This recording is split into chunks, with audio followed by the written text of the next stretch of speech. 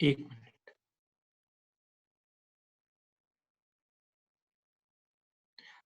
तो हम देखते हैं कई बार हमारे मन में प्रश्न होता है, कई व्यक्ति क्यों अमीर होते, क्या कारण है? क्या ऐसे कार्य किए जिससे वो धनी परिवार में जन्म लेते हैं? हम्म। भगवान बताते हैं भगवत गीता में भी कि जो व्यक्ति पुण्य कार्य करता है अर्थात शास्त्र अनुमोदित कार्य करता है और जिनकी भौतिक अभिलाषा है, तो अगले जीवन में उनको अच्छी सुविधा दी जाती है धनी परिवार में। हम्म।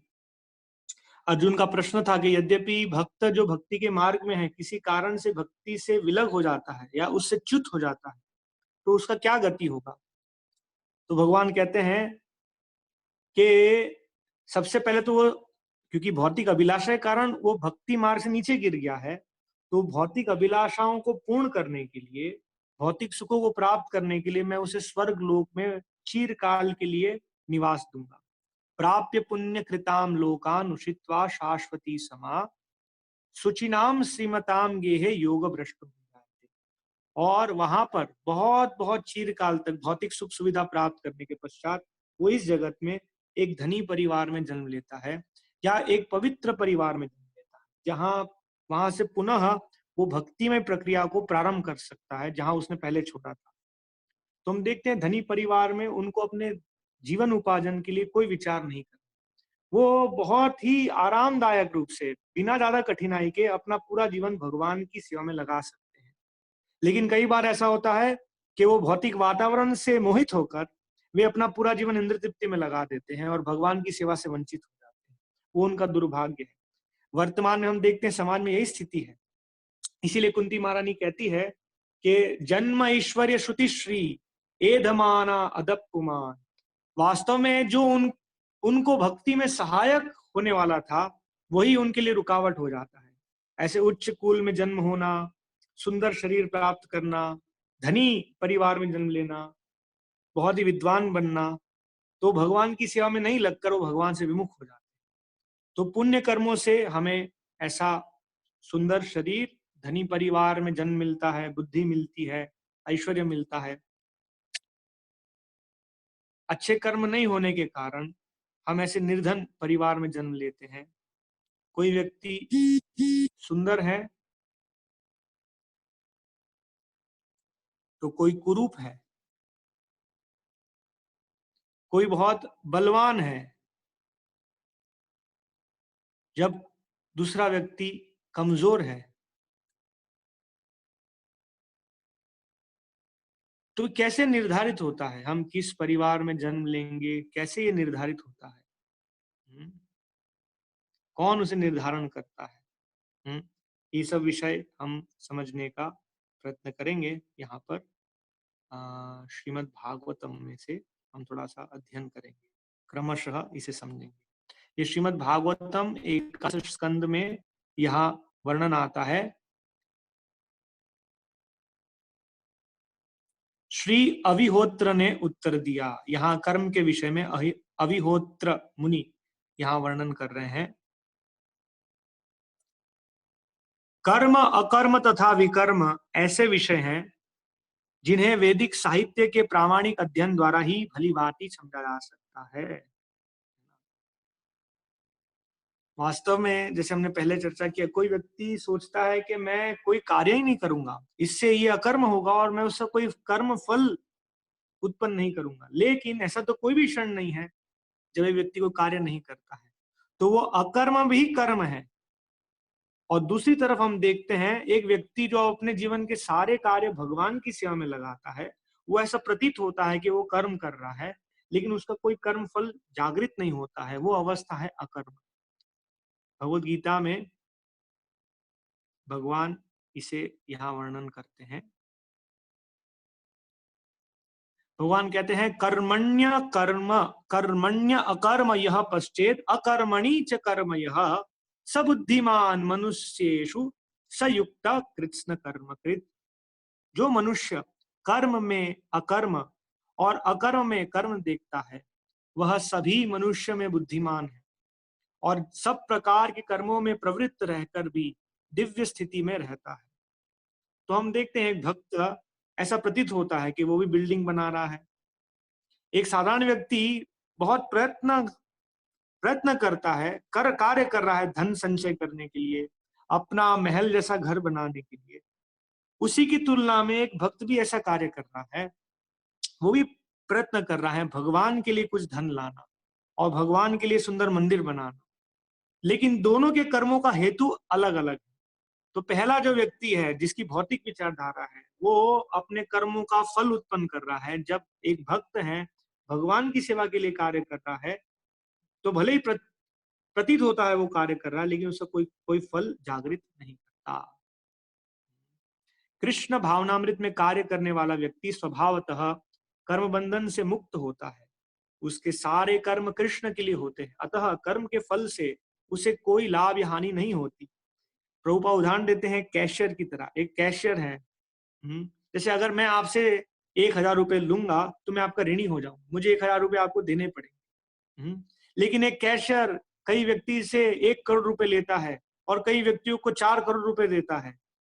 इस प्रकार से वो धन का आदान प्रदान कर रहा है, लेकिन वो जानता है कि उसमें से एक भी पैसा उसका नहीं है, तो उसकी कोई लायबिलिटी नहीं है। इसी तरह से एक भगवत भक्त भले ही कार्य कर रहा है, लेकिन वो अकर्म है। तो यहाँ भागवतम का जो हम श्लोक पढ़ रहे थे पहले, वहां वर्णन आता है कि साधारण बुद्धि से हम समझ नहीं पाएंगे क्या कर्म है क्या अकर्म है, इसलिए हमें शास्त्रों से समझना। यहाँ पर श्रील प्रभुपाद कहते हैं, फल स्वरूप वह मानव समाज में बुद्धिमान होता है, यद्यपि वह कृष्ण के लिए सभी तरह के कर्मों में लगा रहता है। अकर्म का अर्थ है कर्म के फल के बिना निर्विशेषवादी, जो वास्तव में भगवान के स्वरूप को नहीं समझते या भगवान विशेष है। जैसे शास्त्र में बताया है, नित्यो नित्यानाम चेतनस चेतनानाम एको बहुनाम यो विदधाति कामान।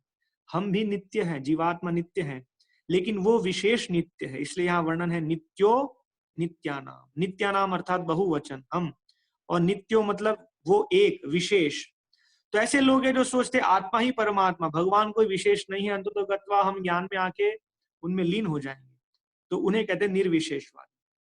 निर्विशेषवादी इस भय से सारे कर्म बंधन से सारे कर्म बंद कर देता है कि कर्म फल उसके आत्म साक्षात्कार के मार्ग में बाधक न हो।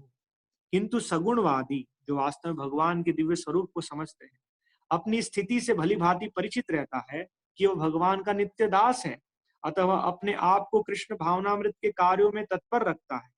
चूंकि सारे कर्म कृष्ण के लिए किए जाते हैं, अतः इस सेवा के करने में उसे दिव्य सुख प्राप्त होता है। जो इस विधि में लगे रहते हैं वे व्यक्तिगत इंद्र तृप्ति की इच्छा से रहित होते हैं। कृष्ण के प्रति उसका नित्य दास्य भाव उसे सभी प्रकार के कर्म फल से मुक्त करता है।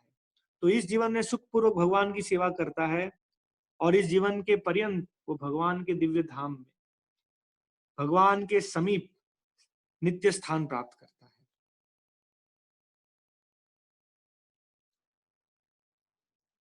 तो यहाँ श्री अभिहोत्र कह रहे हैं, कर्म अकर्म तथा विकर्म ऐसे विषय हैं जिन्हें वैदिक साहित्य के प्रामाणिक अध्ययन द्वारा ही भली भांति समझा जा सकता है। इस कठिन विषय को संसारी कल्पना के द्वारा कभी भी नहीं समझा जा सकता। प्रामाणिक वैदिक साहित्य भगवान का शब्द अवतार है। इस प्रकार वैदिक ज्ञान पूर्ण है। वैदिक ज्ञान की सत्ता की अपेक्षा करने में बड़े बड़े पंडित तथा कर्म योग को समझने वाले भ्रमित हो जाते हैं। तो हम देखते हैं कि शास्त्रों के द्वारा हम समझ सकते हैं कर्म अकर्म विकर्म, क्योंकि शास्त्र भगवान की वाणी है।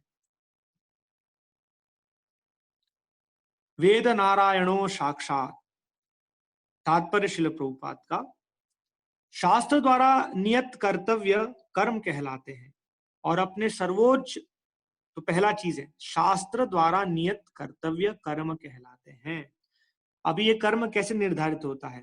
प्रकृति हमको एक प्रकार का शरीर देती है गुणों के अनुसार। तो जिस प्रकार के गुण हमें मिले हैं उस प्रकार के गुणों से हमारा कार्य निर्धारित होता है। गुण कर्म विभागशः। ये कर्म का विभाजन कैसे होता है? गुण के अनुसार। इसे भी हम समझने का यहाँ पर प्रयत्न करेंगे।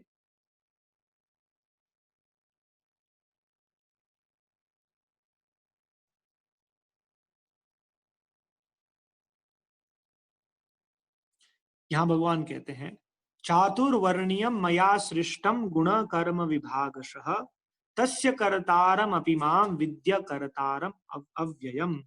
तो प्रकृति के तीन गुण हैं, सत्व रजस तमः, और उन तीनों गुणों के मिश्रण से हमारा एक शरीर उद्भव होता है। वो शरीर मनुष्य का होता है, पशु का होता है, जलचर का होता है, पौधे का होता है। उन सभी शरीरों में प्रकृति के अलग अलग गुणों के मिश्रण होते हैं।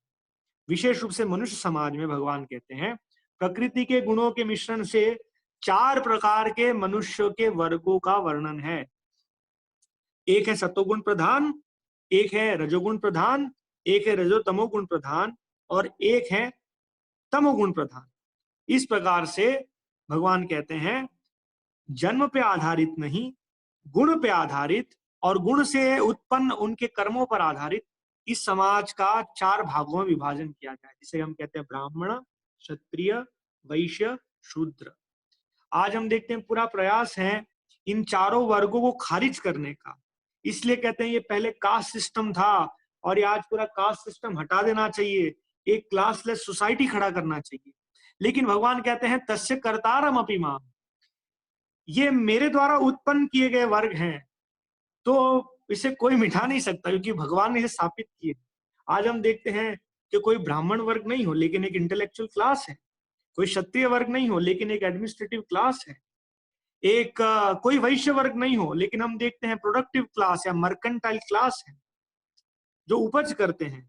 और हम देखते हैं कि कोई शूद्र नहीं हो लेकिन हम देखते हैं एक श्रमिक वर्ग है, एक लेबरर वर्ग है, जिनको किसी के मार्गदर्शन में ही कार्य करना संभव है। तो इस प्रकार से ये हमारे प्रकृति के गुणों के कारण जो शरीर हमको मिला है वहां से हमारे कर्मों का विभाजन होता है।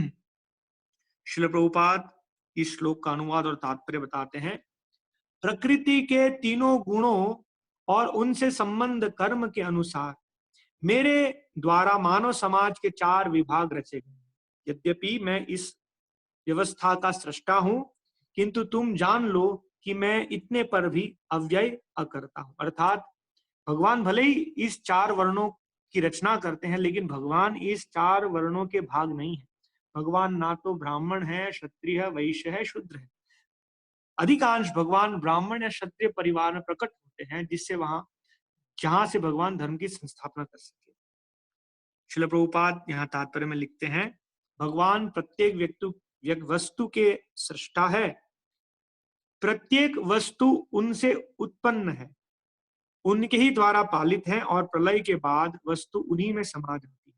अतः वे ही वर्णाश्रम व्यवस्था के सृष्टा है जिसमें सर्वप्रथम बुद्धिमान मनुष्यों का वर्ग आता है जो सतोगुणी होने के कारण ब्राह्मण कहलाते हैं। तो पहला वर्ग सतोगुण प्रधान, हम उनके अलग अलग गुणों को भी देखेंगे। इसके पश्चात 18वें अध्याय में भगवान बताते हैं सतोगुणी प्रधान ब्राह्मण। द्वितीय वर्ग प्रशासक वर्ग का है जिन्हें रजोगुणी होने के कारण क्षत्रिय कहा जाता है। वणिक वर्ग या वैश्य कहलाने वाले लोग रजो तथा तमोगुण के मिश्रण से युक्त होते हैं और शूद्र या श्रमिक वर्ग के लोग तमोगुणी होते हैं।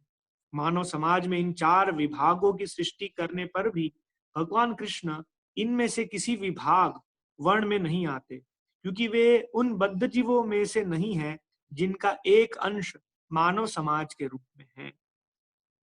मानव समाज में भी किसी अन्य पशु समाज के मानव समाज भी किसी अन्य पशु समाज के तुल्य है किंतु मनुष्यों को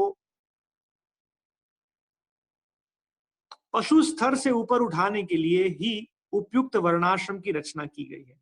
ये वर्णाश्रम विधि क्या है, क्यों इसकी आवश्यकता है? वास्तव में वर्णाश्रम विधि पालन करने से हम ये प्रकृति के गुणों से ऊपर जा सकते हैं और अर्थात भगवत भक्ति दिव्य अवस्था को प्राप्त कर सकते हैं। वर्णाश्रम अवस्था की क्या आवश्यकता है? वर्णाश्रम व्यवस्था भगवान की दी गई विधि है जिससे हम इस जगत में शांति पूर्वक अपना जीवन व्यतीत कर सकते हैं और उसी शांति पूर्वक जीवन में भक्ति कर सकते हैं। आज हम देखते हैं वर्णाश्रम इस जगत में कहीं नहीं है लेकिन एक पूरा कौतूहल केओटिक माहौल है। हमें हमारे जीवन की मूलभूत आवश्यकताओं के लिए 10, 12, 14 घंटे काम करना पड़ता है।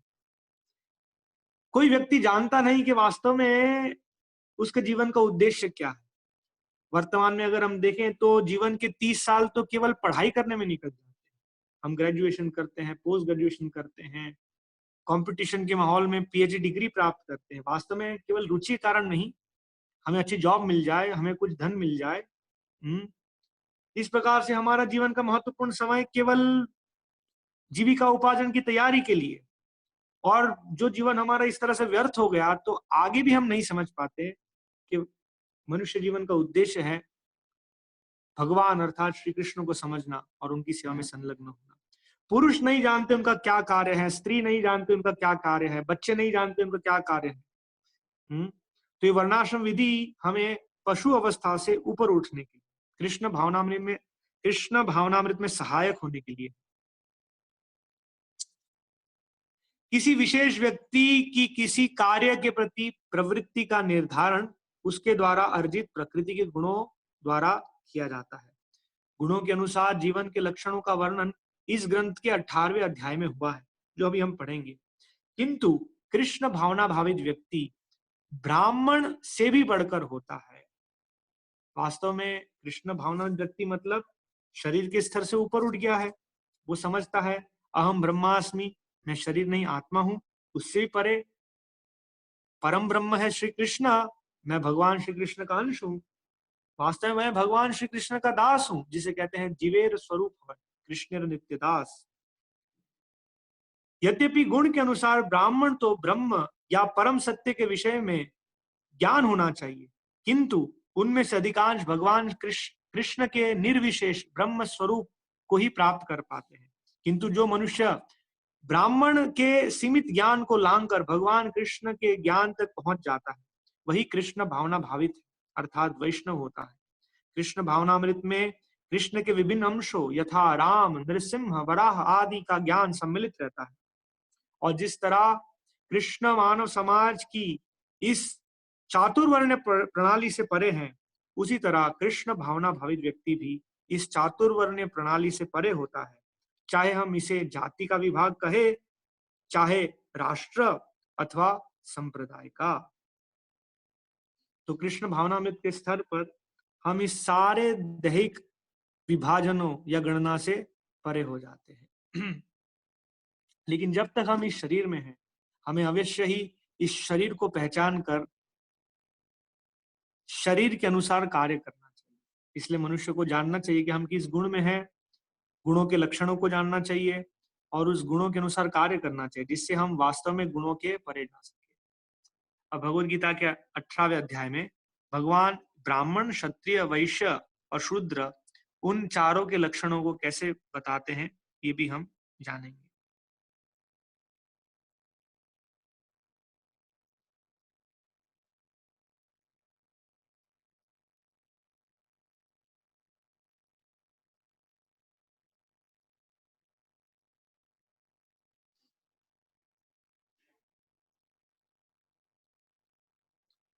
तो ब्राह्मण, कल जैसे प्रश्न उठा था, कल या परसों, के वास्तव में कैसे समझ पाएंगे कि कौन ब्राह्मण है?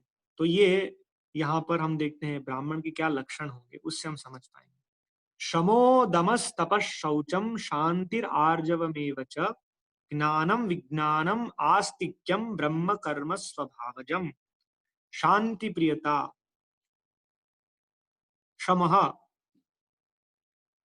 क्षमा अर्थार्थ मन की शांति, मन के वेगों से उद्विग्न नहीं है। हम देखते हैं बहुत लोगों का मन चंचल है ना, ये भी देखना, ये भी करना, ये भी चाहिए, ये भी चाहिए। तो ब्राह्मण का लक्षण होगा मन शांत है, शांति प्रियता। दमः, आत्म संयम। तपः, तपस्या करना। शारीरिक सुविधाओं के प्रति आसक्ति नहीं, मुझे एसी चाहिए, मुझे ये चाहिए, मुझे वो चाहिए, नहीं। ब्राह्मण का जीवन बहुत सरल है। सरल कपड़े, हम देखते हैं कि पारंपरिक रूप से ब्राह्मण सुई से सिला हुआ कोई कपड़ा नहीं पहनते, इसलिए धोती या उत्तरी उपवस्त्र ये पहनते हैं। शौचम, पवित्रता, अंदर और बाहर। शारीरिक रूप से प्रभुपाद कहते हैं एक ब्राह्मण दिन में 3 बार स्नान करता है, और आंतरिक रूप से आध्यात्म में संलग्न होकर हरे कृष्ण महामंत्र का जप कर अंदर से भी पवित्र है। ऐसा नहीं कि अंदर से मत्सरता है, किसी के प्रति द्वेष है, नहीं। वे तो सभी को एक समान देखता है, सभी को जीवात्मा के स्तर पर देखता है। शांति, शांति मतलब सहिष्णुता, फॉरगिवनेस, ब्राह्मण का लक्षण है, वो माफ कर देता है। क्षत्रिय के लिए शायद संभव भी नहीं हो, और क्षत्रिय के लिए अधर्म होगा किसी पापी व्यक्ति को क्षमा कर, जबकि ब्राह्मण का कर्तव्य है प्रत्युत्तर नहीं देना, क्षमा करना। शांतिर आर्जवम, आर्जवम मतलब नो डुप्लिसिटी, सत्यनिष्ठा। ज्ञानम अर्थात शास्त्र का ज्ञान, फिजिक्स केमिस्ट्री बायोलॉजी केवल ये नहीं, शास्त्र का ज्ञान, मैं कौन हूं, भगवान कौन है। और विज्ञानम अर्थात उस ज्ञान के अनुसार अपना जीवन व्यतीत करना, वो इस ज्ञान से पूर्ण रूप से उसने साक्षात्कार किया है, विज्ञानम। और वैदिक शास्त्रों में पूर्ण आस्था, इसे कहते हैं आस्तिक्यम, ब्रह्म कर्म स्वभावजम, तथा धार्मिकता, ये सारे स्वाभाविक गुण हैं जिनके द्वारा ब्राह्मण कर्म करते हैं। यहाँ भगवान कहते हैं ब्रह्म कर्म स्वभाव अजम, इस प्रकार के स्वभाव से उसे एक शरीर मिलता है और सहज ही वो इस प्रकार के कार्यों में संलग्न होता है। शौर्यम तेजो धृतिर्दाक्षम युद्धे चापि अपलायनम दानम ईश्वर भावश्च क्षात्रम कर्म स्वभावजम।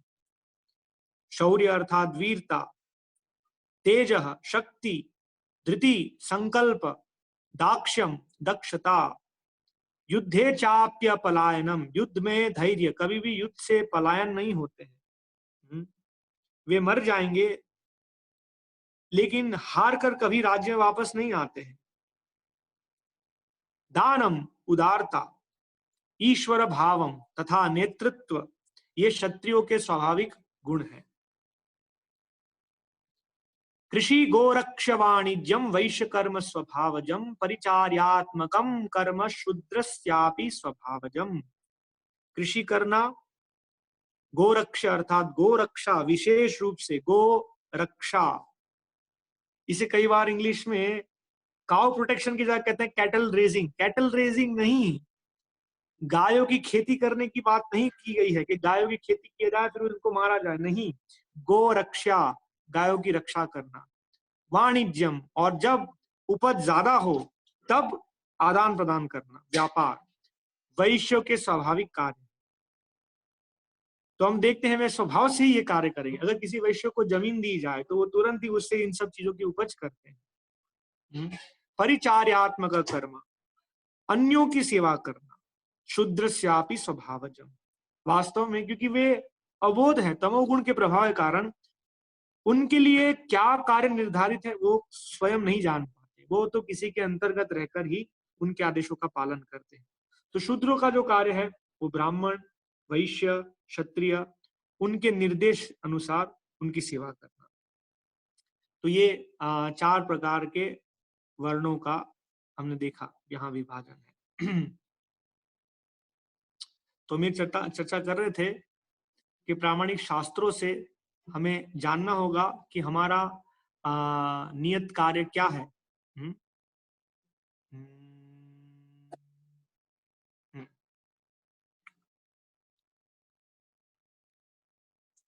तात्पर्य, शास्त्र द्वारा नियत कर्म जो हमने देखा, ये 4 जो वर्ण है, ब्राह्मण, क्षत्रिय, वैश्य, शूद्र, विशेष रूप से ये पुरुष को संबोधित किया जाता है। स्त्रियों के लिए सहायक कार्य है जिसे कहते हैं स्त्री धर्म। वे जिस पुरुष के अधीन है उससे उनका कार्य निर्धारित होता है। श्रील प्रभुपाद बार बार शास्त्रों से समझाते हैं कि माताओं के लिए जीवन की 3 अवस्था है और इन तीन अवस्था में उन्हें संरक्षण दिया जाता है। उनकी बाल्य अवस्था में उनके पिता द्वारा उनको संरक्षण मिलता है, उनकी युवावस्था में उनका संरक्षण उनके पति द्वारा होता है, और उनकी वृद्धावस्था, ज्येष्ठ अवस्था में उनके ज्येष्ठ पुत्र द्वारा उनका संरक्षण होता है। तो वे जिसके अधीन हैं उनके सहयोगी बनकर उनका वर्ण या उनका गुण निर्धारित होता है। अर्थात ब्राह्मण की पत्नी है ब्राह्मणी, क्षत्रिय की पत्नी है क्षत्राणी, इसी प्रकार से उनके लिए निर्धारित किया जाता है। शास्त्र द्वारा नियत कर्तव्य कर्म कहलाते हैं और अपने सर्वोच्च कर्तव्यों को न संपन्न कर पाना अकर्म है।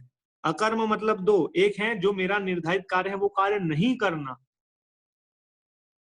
ये डर से कि कर्म फल नहीं हो, इसे भी कहते हैं अकर्म। भगवान कहते हैं कि ये वास्तव में विकर्म है, कभी भी हमारा निर्धारित कार्य रोकना अच्छा नहीं है। और दूसरा है जब हम भगवान के लिए कार्य करते हैं जिसका स्वतः कोई कर्म फल नहीं उत्पन्न होता, उसे कहते हैं अकर्म। निषिद्ध कर्मों को संपन्न करना विकर्म कहलाता है। इस प्रकार कर्म, अकर्म तथा विकर्म की स्थापना वैदिक साहित्यों की प्रामाणिक व्याख्याओं द्वारा होती है। उन्हें मात्र तर्क की संसारी विधियों द्वारा निश्चित नहीं किया जा सकता। तो ये भगवान द्वारा दी जाती है। हम आगे पढ़ेंगे इसके विषय में। बचकाने तथा मूर्ख लोग भौतिकतावादी सकाम कर्मों के प्रति आसक्त रहते हैं। यद्यपि जीवन का वास्तविक लक्ष्य ऐसे कर्मों से मुक्त बनना है, इसीलिए वैदिक आदेश सर्वप्रथम सकाम धार्मिक कर्मों की संस्तुति करके मनुष्य को परोक्ष रीति से चरम मोक्ष के मार्ग पर ले जाते हैं। जिस तरह पिता अपने पुत्रों को दवा पिलाने के लिए उसे मिठाई देने का वादा करता है। तो हम देखते हैं इस जगत में हम लोग क्यों आए हैं। हम लोग भगवान से अलग होकर भोग करने की वृत्ति से आए हैं। तो वो भोग जब हम प्राप्त करना चाहते हैं, हमारे यही उद्देश्य यही होता है, तो हम कोई भी कार्य करते हैं, हम उसका लाभ चाहते हैं। मैं ये करूंगा मुझे क्या मिलेगा, ये हमारा हमेशा चिंता रहता है। अगर हम लोगों को कहेंगे कि भक्ति करने से कुछ भौतिक चीज नहीं मिलेगी लेकिन भगवान की दिव्य सेवा मिलेगी, तो उनकी कोई रुचि नहीं होगी। तो ऐसे लोगों को क्रमशः भगवान की सेवा में लाने के लिए शास्त्र संस्तुति करते हैं कर्म कांड, अर्थात ये करूंगा ये मिलेगा, आप इतने सोमवार करेंगे आपको ये मिलेगा, आप इतने गुरुवार करेंगे आपको ये मिलेगा, आप ये व्रत करेंगे आपको ये मिलेगा, क्योंकि हम इसी अभिलाषा से आए हैं। तो क्या इस सब का उद्देश्य है हमको सकाम स्तर पर रखना? नहीं। वास्तव में यहाँ उदाहरण है, जैसे एक पिता अपने बच्चे को दवाई पिलाना चाहता है लेकिन दवाई कड़वी है, बच्चा लेना नहीं चाहता है, तो उसको पहले मिठाई देते हैं और मिठाई के अंदर दवाई दे देते हैं। इसी तरह से शास्त्रों में सकाम कर्मों का वर्णन है, लेकिन वो हमें उन सकाम कर्मों से ऊपर उठाकर निवृत्ति मार्ग पर लाने के लिए। यहाँ बहुत बड़ा तात्पर्य है, हम इसे थोड़ा पढ़ेंगे और फिर कुछ प्रश्न उत्तर लेंगे। तात्पर्य, जैसा कि भगवत गीता में कहा गया है, त्रैगुण्य विषया वेदा निस्त्रैगुण्यो भवार्जुन। भगवान अर्जुन को कहते हैं द्वितीय अध्याय में, सभी शास्त्र, अधिकांश सारे शास्त्र तीनों गुणों के अंतर्गत है, हमें इन तीनों गुणों के परे जाना है। ये जो श्रीमद् भागवतम है, ये श्रीमद् भागवतम पुराणम अमलम, ये तीनों तीन गुणों के परे हैं। यहाँ वेद्यम वास्तवम वस्तुअत्र, वास्तविक वस्तु क्या है, ये श्रीमद् भागवतम में दी गई है। भगवत विज्ञान, भगवान की भक्तिमय सेवा, इसीलिए श्रीमद् भागवतम पुराणम अमलम यद वैष्णवानाम प्रियम, जो भगवान के शुद्ध भक्त है वैष्णव, उनको बहुत ही प्रिय है। तो भगवान ये उपदेश देते हैं, वेद प्रकृति के तीनों गुणों के ही अंतर्गत सकाम कर्म प्रदान करते हैं। जो लोग सतोगुणी कर्म कांड या तपस्या करते हैं उन्हें स्वर्ग लोक जाने का अवसर प्रदान किया जाता है। अश्नन्ति दिव्यान दिवि देव भोगान।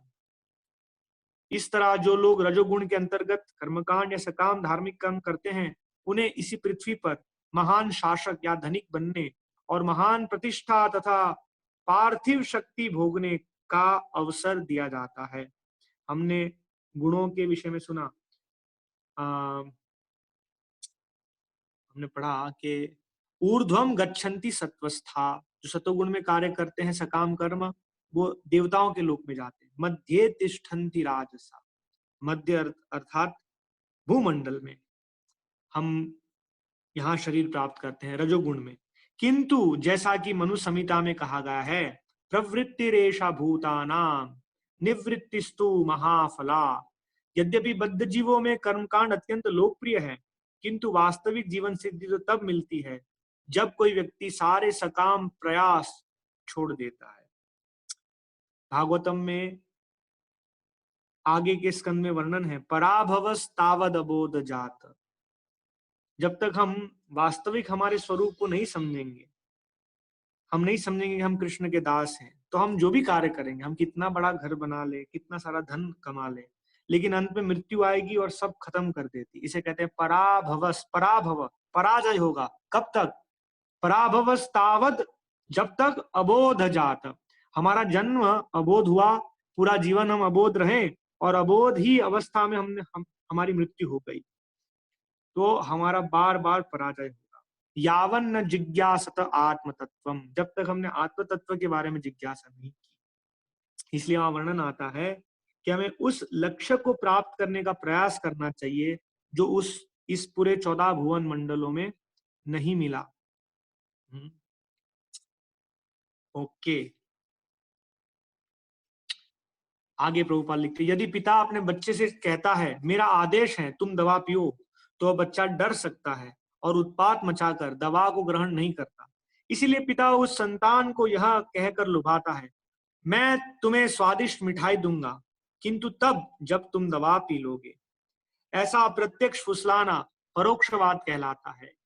परोक्ष वर्णन जिसमें वास्तविक अभिप्राय को छिपा लिया जाता है। पिता अपनी संतान के समक्ष अपना प्रस्ताव इस रूप से रखता है मानो असली उद्देश्य मिठाई प्राप्त करना हो, जिसे पाने के लिए छोटी सी शर्त पूरी करनी है, किंतु वस्तुतः पिता का लक्ष्य बच्चे को दवा पिलाकर उसे रोग से मुक्त कराना है। इस प्रकार मूल प्रयोजन को परोक्ष रूप से बताना और गौण प्रस्ताव से उसे छिपाना परोक्षवाद कहलाता है।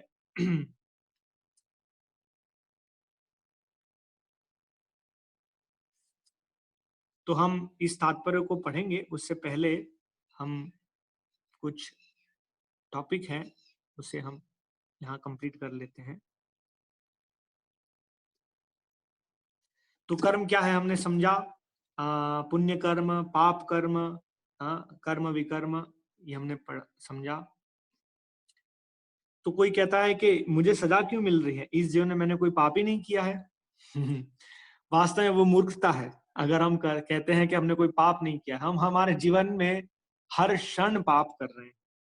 हम चलते हैं तो बहुत सारे जीवों की मृत्यु होती है, जब हम खाना पकाने के लिए अग्नि जलाते हैं, जब हम श्वास लेते हैं, जब हम पानी का उपयोग करते हैं, हम बहुत सारे जीवों का हनन करते हैं।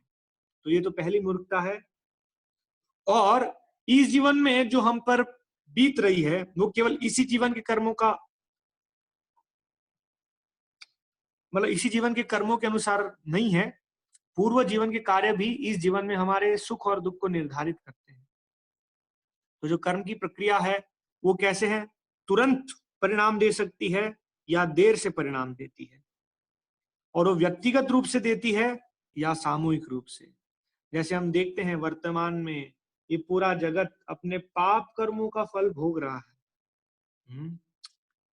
अभी तो हम एक कोरोना वायरस से झेल रहे हैं, और अभी 2 दिन पहले हमने सुना कि भारतीय सरकार ने 20,000 करोड़ रुपए मत्स्य विकास करने के लिए लगाए हैं, और वो इसे कह रहे हैं ब्लू रेवोल्यूशन।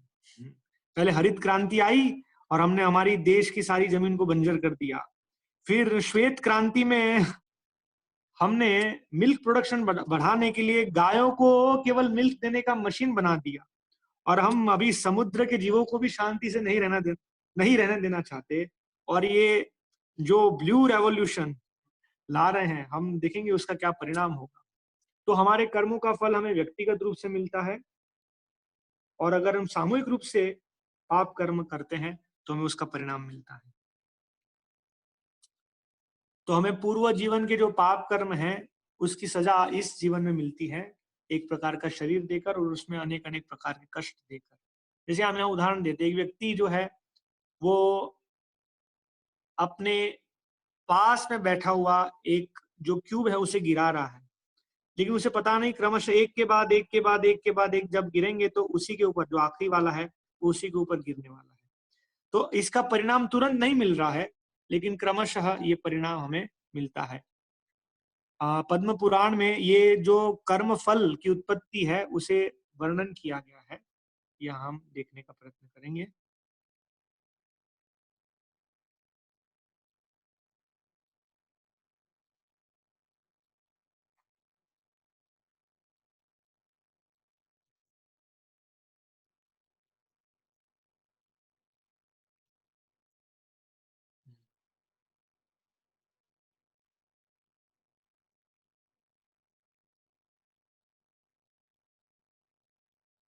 यहाँ वर्णन है, इस कथन की पुष्टि पद्म पुराण में है। अप्रारब्ध फलम पापम कूटम बीजम फलोन्मुखम क्रमेणैव प्रलीयते विष्णु भक्तिर रतात्मनः।